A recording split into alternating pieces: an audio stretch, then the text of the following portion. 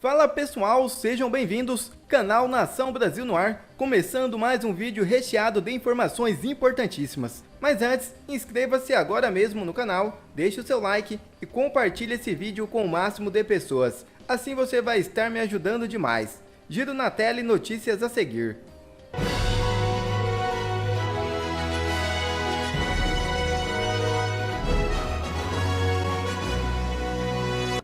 Bolsonaro concede entrevista ao Oeste e rasga o verbo contra a tirania de Alexandre de Moraes, TSE e governo Lula.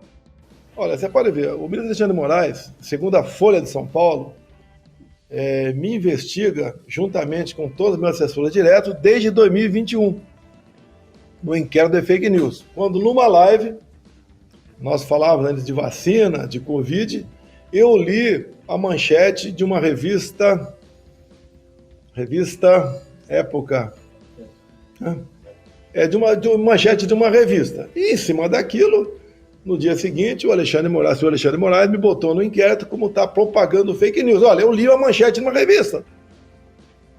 Tá? Porque a Covid ainda era uma interrogação para o mundo todo. Como hoje, tem muitas coisas obscuras na Covid, sobre o seu tratamento, etc. Ou seja, a partir daquele momento, o Cid entrou no radar deles, os demais ajudantes de ordens entraram no radar dele e ele sabia todos os meus passos, porque era espelhado, né, segundo a Folha de São Paulo, as mensagens trocadas com essas pessoas. E nós éramos monitorados, e não nós que monitorávamos quem quer que seja. Eu até perguntaria aqui, segundo aí a imprensa, foram 30 mil pessoas monitoradas pela tal da BIM paralela. E o senhor Rodrigo Pacheco, presidente do Congresso, vai pedir a relação de parlamentares. Eu sugiro, né, ao senhor Rodrigo Pacheco, ele tem uma comissão que trata de assuntos estratégicos lá, que peça a relação dos 30 mil monitorados, para que sejam divulgados. Porque é muito fácil botar na minha conta o interesse em saber a localização geográfica dessas pessoas.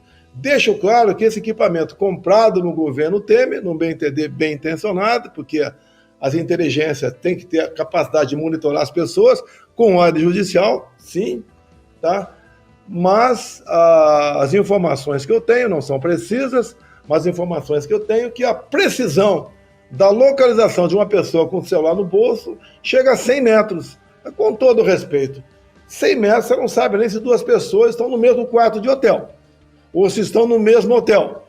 Você não tem informação nenhuma.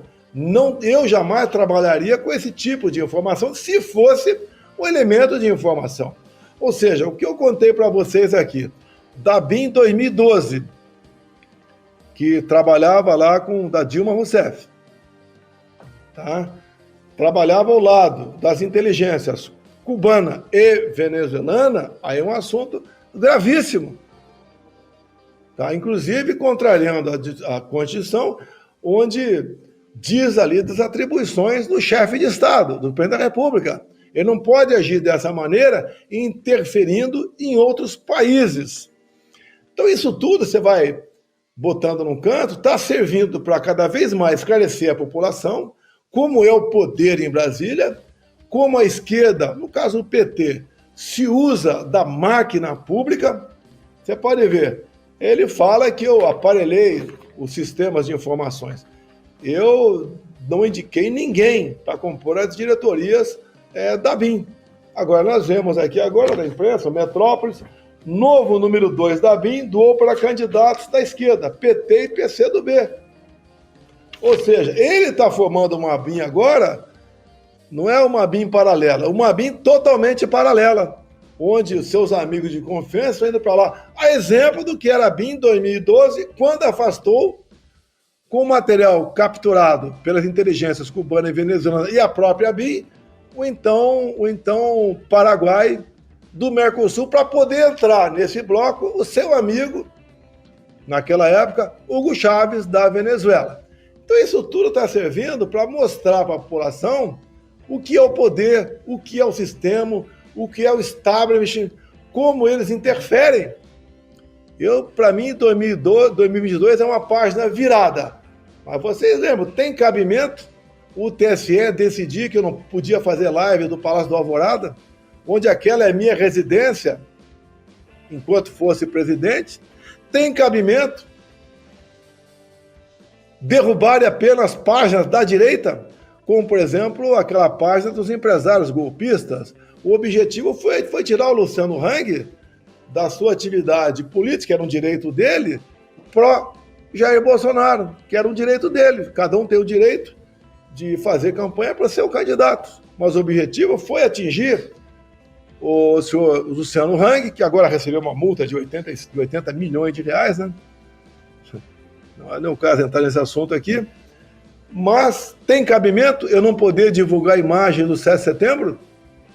Eu gastei R$1 em recurso público para que a população transformasse a região da Esplanada dos Ministérios como algo inacreditável, nunca ninguém viu aquilo. Pode o senhor Alexandre de Moraes, com o seu TSE, porque ele tinha lá o Benedito Domingos, que era missão dada, missão cumprida, ninguém vai negar isso. E mais dois, que vêm dos advogados, lista tríplice, que o Lula recebeu lista tríplice, mas atendeu ao chamamento do senhor Alexandre de Moraes para indicar essas duas pessoas. Então, é um TSE bastante parcial. Tá? Essas indicações foram mais recentes, mas o TSE esteve nas mãos do Alexandre de Moraes. Tinha um poder absoluto sobre o TSE. Tem cabimento eu não poder divulgar imagens do enterro da rainha ou da minha ida à ONU? Até a primeira vez que eu estive na ONU, vale a pena contar para vocês, né? É mais uma confidência. Eu não sou o Pepe Mujica, porque não estou fazendo um livro aqui. Mas a minha primeira ida à ONU, logicamente, Presidente da República novo, né? É tradição o Brasil fazer o discurso. Eu juntei as pessoas, umas 12 pessoas lá no Alvorada, pessoas do Ministério das Relações Exteriores, pessoas da ABIN, pessoas do Ministério da Economia, e comecei a tração naquele primeiro dia. Qual seria o que eu falaria na ONU? Para minha surpresa, no dia seguinte vazou tudo na imprensa. Daí o pessoal chegou na manhã, né? Eu falei, olha, como vazou tudo, eu vou fazer o meu pronunciamento da ONU sozinho. Eu vou pegar aqui um ajudante de ordem meu, que vai ser meu digitador. E eu fiz o discurso para a ONU sozinho, sem a participação de ninguém. Porque para vazar não interessava. E eu lembro que fiz, estava em voo, a internet pegava muito mal naquela época no avião, mas quando cheguei lá, queriam que eu apresentasse o discurso antes, para botar no teleprompter em acrílico. Eu falei, não vou dar para vocês. Ah, mas eu leio o discurso no papel. Vai pegar mal? Que se exploda, que pegue mal. Eu resolvi, minutos antes, entregar o discurso para que, então, botasse no teleprompter ali. Se eu tivesse botado algumas horas antes, ia ter pressões, eu ia sofrer pressão, as mais variadas possíveis, não pode falar isso, não pode falar aquilo. Eu recomendo, quem tiver tempo, tá, meu discurso na ONU 2019, assista e faça uma comparação com o que está acontecendo hoje em dia. Eu entendo um dos raros discursos de um chefe de Estado defendendo o seu país, mostrando a realidade. Tanto é, quando acabei meu discurso, uma hora depois, aproximadamente, eu peguei um ajudante de ordem e falei, olha, se informe aí como é que está a repercussão no Brasil. Daí ele informou, tá horrível. Eu falei, tá horrível, perante a imprensa? Então é sinal que eu fui muito bem na ONU. Então eu não podia mostrar trechos desse discurso na minha campanha eleitoral. E também não podia mostrar, por decisão do TSE, o Lula defendendo o aborto. O Lula defendendo roubo de celular como um direito das vítimas da sociedade, né? Para tomar uma cervejinha. Eu não podia botar a imagem do Lula com o seu boné lá do CPX. Ou seja, eu não podia mostrar nada. Eu não podia mostrar nada do Lula do passado. Agora, o outro lado, o governo fez uma campanha que eu era pedófilo, que eu queria acabar com os direitos trabalhistas, que eu não gosto aquela historinha de sempre, né? De negros, de mulheres, de nordestino, aquela presepada toda. Ele teve livre para o lado de lá fazer o que bem entendesse. O lado de cá não podia fazer absolutamente nada. Então tivemos sim uma participação do TSE favorável ao lado. Não vou falar em urna eletrônica aqui. Esqueça urna eletrônica, tá? Isso agora é com a Venezuela. Com a gente aqui não temos mais nada a tocar sobre esse assunto. Então isso tudo incomoda certas pessoas. E a gente vê que após as eleições, alguns, né, falando, pessoas importantes em Brasília, a missão dada é missão cumprida, mas salvamos o Brasil de uma ditadura. Ou seja, salvar o Brasil de uma ditadura, me tirando fora, não sei como, tá? Mas botando lá um cara que é apaixonado por Maduro, que é apaixonado por Ortega, lá da Nicarágua, tá? Que era apaixonado pelo Fernandes, da Argentina, por Evo Morales, da Bolívia, cuja turma de esquerda da Bolívia está presa por 10 anos a ex-presidente Jeanine Áñez. Qual a acusação contra Jeanine Áñez? Participou de atos antidemocráticos. Então, essas verdades, através de vocês da Oeste, poucas outras órgãos de imprensa, a gente consegue ir mostrando. E se me permite, Augusto Nunes, eu comecei a conversar contigo, até falei contigo ontem sobre essa entrevista hoje, você gostou, muito obrigado. A gente podia fazer uma aparição semanal para eu focar em cima de vocês, como foi, por exemplo, a minha ida para a Rússia para conversar com o Putin, que a imprensa toda bateu em mim, mas se eu não vou, não tínhamos fertilizantes, negociamos diesel e outras coisas mais, algumas particularidades não comprometedoras, como o Putin te recebe, como ele é, porque eu só tinha um intérprete, ele tinha 2. Então essas questões são importantes. Não pode morrer comigo isso aí, não vou fazer um livro, não pode morrer comigo, não me entender. É para abrir a cabeça do brasileiro, como é o nosso país, como é o poder, com as pressões que você sente. O que aconteceu, por exemplo, no segundo mês que eu estava em Brasília, quando chegou um peso pesado, só eu e essas pessoas, que todo mundo sabe o nome delas, eu falaria, e falaram para mim, o jogo aberto aqui. Ou você pega o MDR, que é o Ministério do Desenvolvimento Regional, racha no meio, criando o Ministério da Cidade, ou você não vai governar o Brasil. É esse tipo de pressões que você sofre. Como reagir a isso? Quero contar para vocês. Se for o caso, falo nomes. Para acabar com essa historinha que eu sou o homem mau do Brasil, que eu tinha uma BIM paralela, que eu queria dar um golpe. Esse golpe de 8 de janeiro. Deixo claro, em dezembro, atendendo o pedido do Lula, eu nomeei os 3 comandantes de força, ainda no meu governo. Como é que eu queria dar um golpe com o comandante de força nomeado pelo Lula? Quem vai dar golpe sem força, sem arma? Essa neurose de golpe tem que acabar. Parece que uma pessoa falou que era golpe, prende gente. Eu me sinto presidiário com essas pessoas, condenadas a 17 anos de cadeia, pessoas humildes, decentes, tá?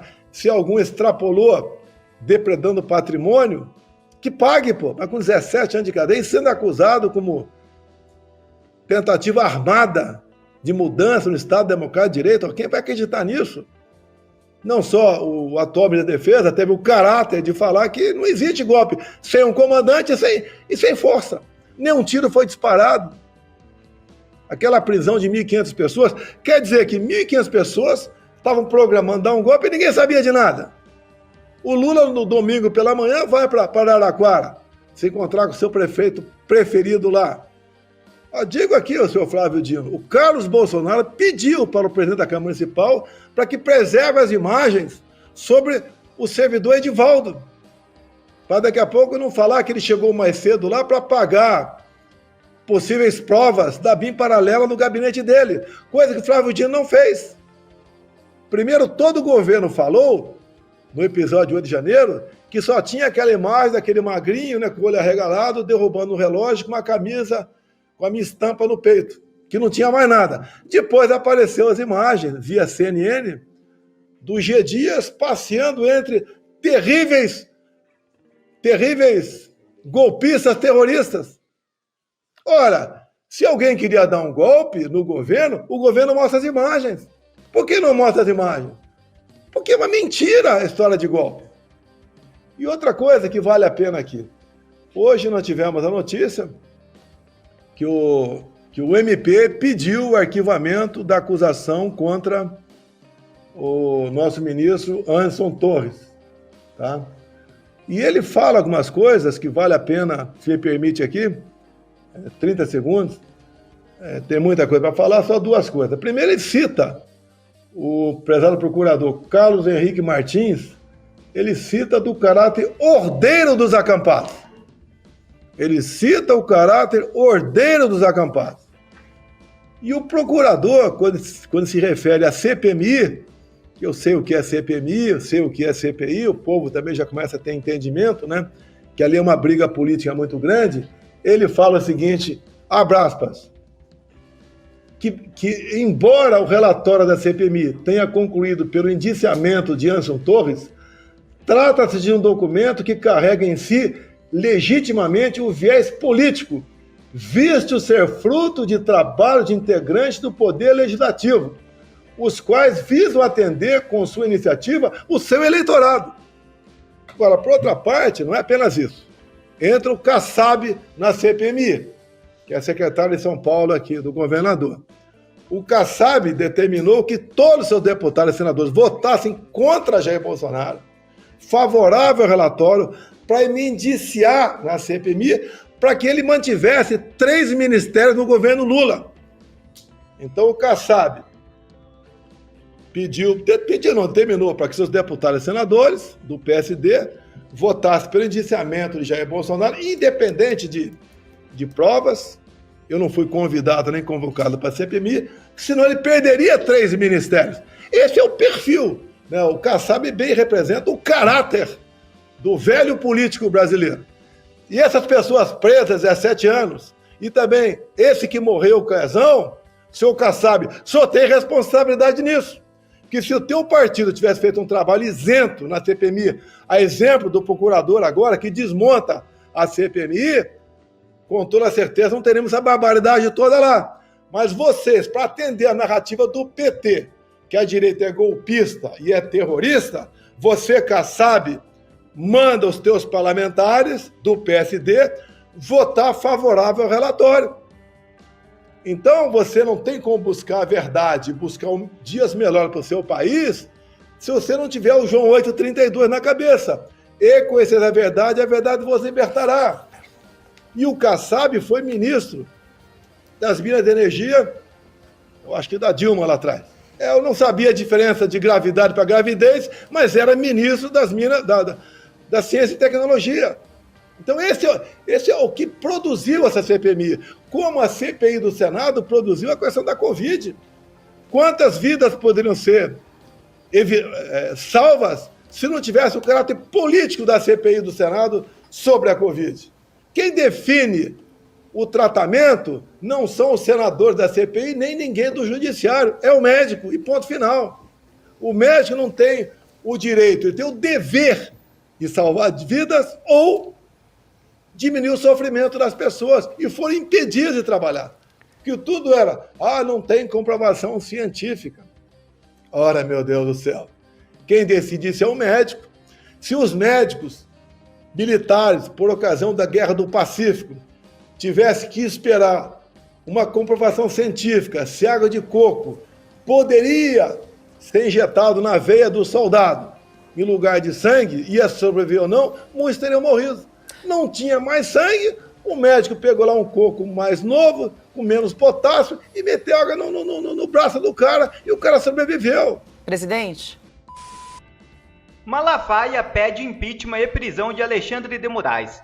Pastor declarou que o objetivo do ministro do STF é conseguir prender Jair Bolsonaro.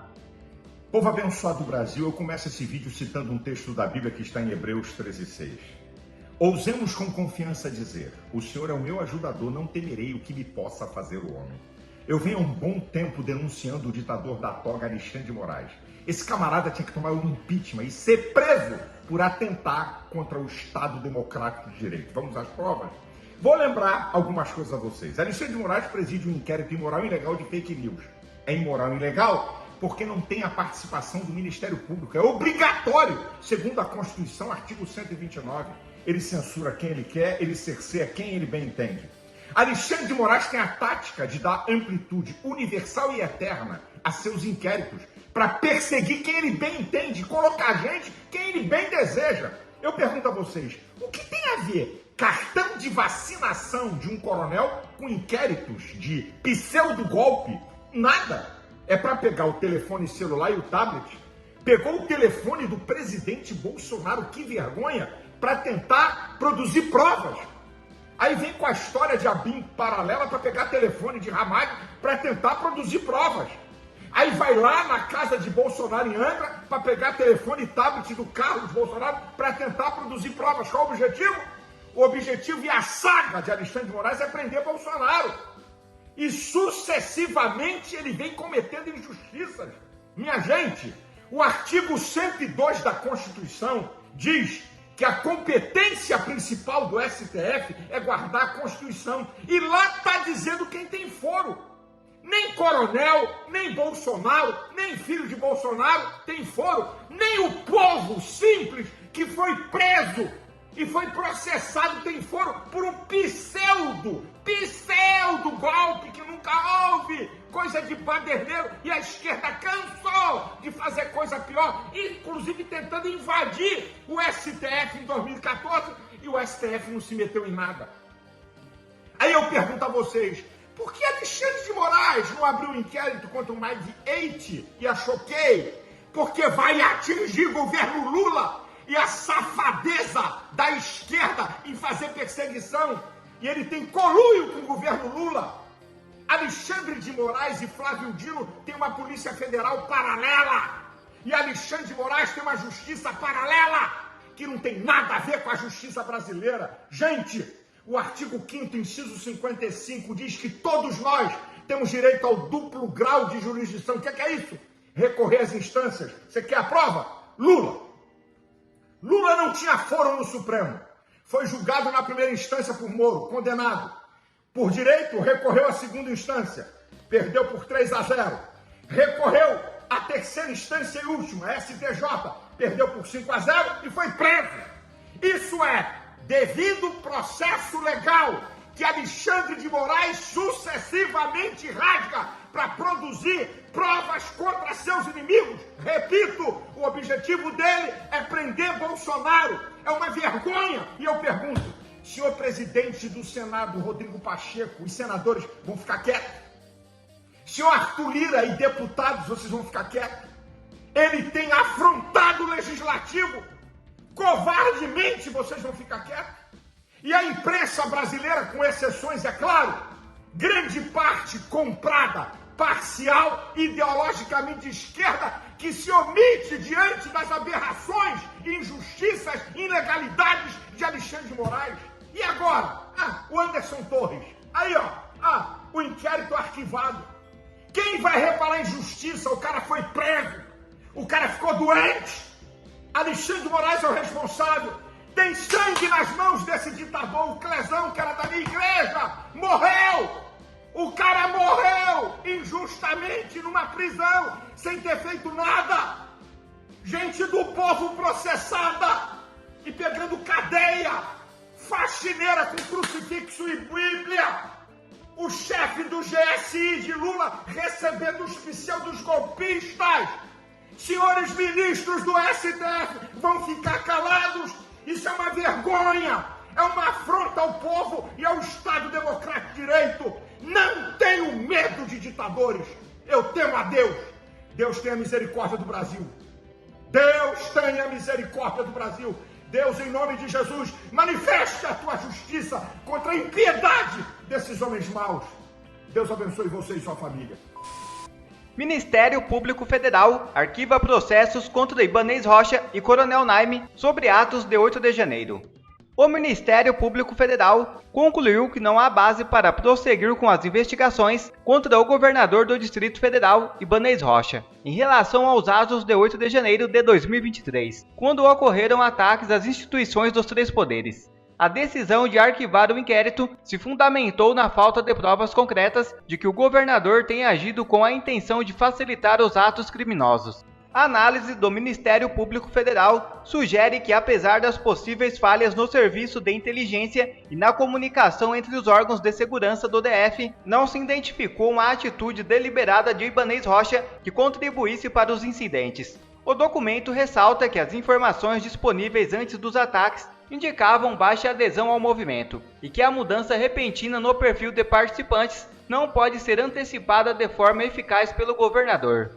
Este posicionamento do Ministério Público Federal contrasta com o relatório da Comissão Parlamentar Mista de Inquérito de 8 de janeiro, que havia recomendado o indiciamento de Ibanez. O procurador Carlos Henrique Martins Lima observou que as conclusões da CPMI possuem um viés político, inerente ao trabalho legislativo, o que pode levar a interpretações distintas dos fatos. O Ministério Público Federal também arquivou a investigação contra Anderson Torres sobre os atos de 8 de janeiro. O procurador Carlos Henrique Martins Lima usou o mesmo argumento que utilizou para arquivar o processo de Ibanez.